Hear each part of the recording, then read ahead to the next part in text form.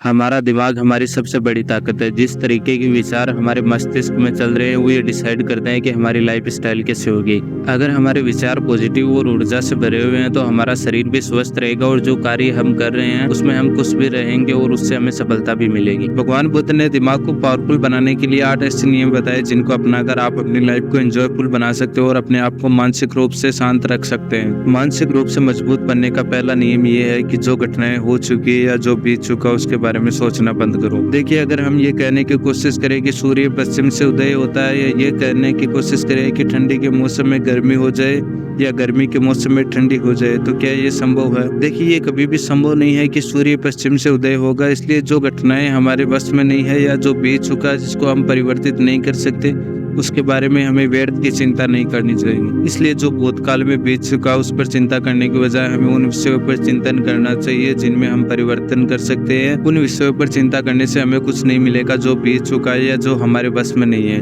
पर उन विषयों पर चिंतन करने से हम कुछ बेहतर कर सकते हैं जो हमारे बस में है या जो वर्तमान में हम कर रहे हैं। दिमाग को पावरफुल बनाने का दूसरा और सबसे बेहतर तरीका अपने आप को ध्यान करने की आदत डालें।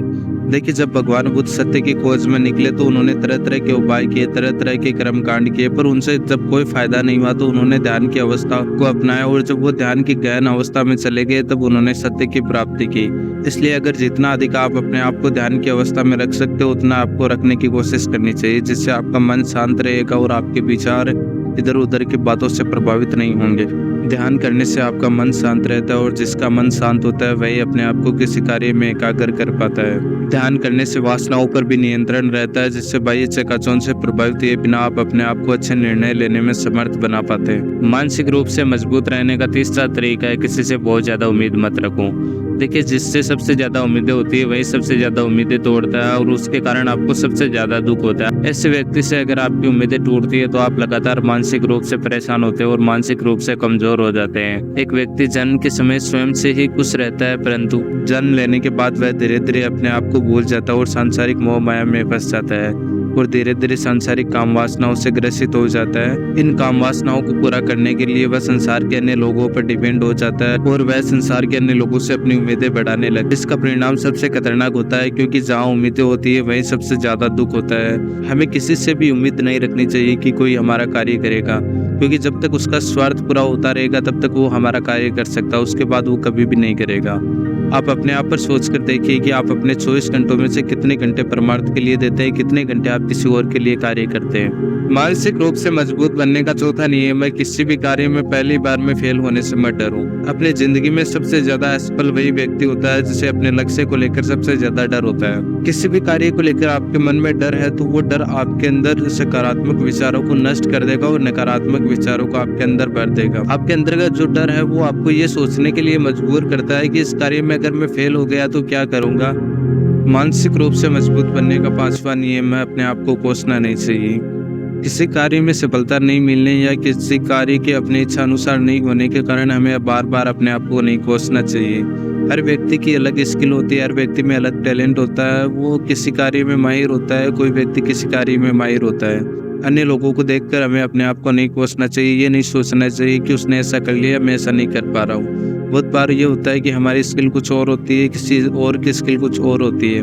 मान लीजिए हम एक कंपटीशन रखे जिसमें मछली, बंदर, हाथी और अन्य जीवों को पेड़ पर चढ़ना हो, तो इसमें सबसे पहले बंदर पेड़ पर चढ़ पाएगा क्योंकि उसकी स्किल पेड़ पर चढ़ना है, जबकि हाथी कभी भी पेड़ पर नहीं चढ़ पाएगा। हाथी पेड़ पर नहीं चढ़ सकता, इसके लिए हम ये नहीं कह सकते कि हाथी कमजोर। हाथी की सबसे ज्यादा ताकत ग्राउंड पर होती है, वो ग्राउंड पर सबसे ताकतवर जीव है। अगर उसे पेड़ को उखाड़ कर फेंकना होगा तो वो फेंक देगा, पर उसकी स्किल नहीं है कि वो पेड़ पर चढ़ पाए। इसलिए अगर आपको किसी कार्य में सफलता नहीं मिल पा रही है तो इसके लिए बार बार अपने आप को नहीं कोसना चाहिए, क्योंकि इससे आपका आत्मविश्वास कम होता है, आत्मबल कम होता है। आपको ये लगता है कि मैं किसी कार्य की योग्य ही नहीं हूँ, जबकि सच में ऐसा नहीं है। आप किसी और कार्य को बेहतर तरीके से कर सकते हैं। बस आपको अपनी स्किल को पहचाना, अपने टैलेंट को पहचाना और उसके अकॉर्डिंग आपको काम करना।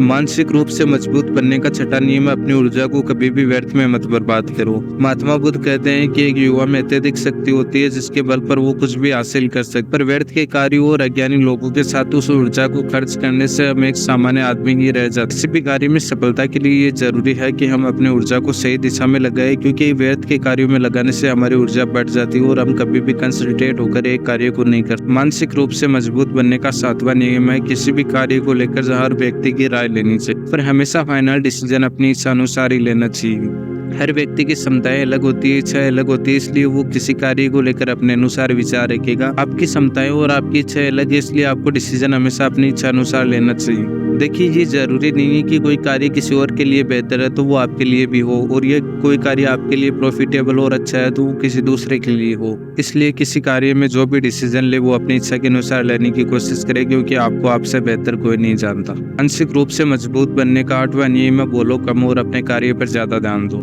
जो व्यक्ति ज्यादा बोलता है उसके बोलने में ही ज्यादा एनर्जी खर्च हो जाती है, वो किसी कार्य पर गहन रूप से विचार नहीं कर पाता और वो किसी भी समस्या का समाधान नहीं निकाल पाता, क्योंकि उसके विचार गहन नहीं है। और गहन विचार के बिना किसी भी समस्या का समाधान करना मुश्किल होता है। इसलिए हमें किसी भी कार्य पर बार बार बोलने की बजाय गहन विचार करना चाहिए और सोचना चाहिए कि उस कार्य को हम अच्छे तरीके से कैसे कर सकते हैं। अगर आप ऐसे ही कंटेंट में इंटरेस्ट रखते हैं जो आपकी लाइफ को इम्प्रूव करते हैं तो हमारे चैनल को सब्सक्राइब करें और अपने दोस्तों के साथ शेयर जरूर करें।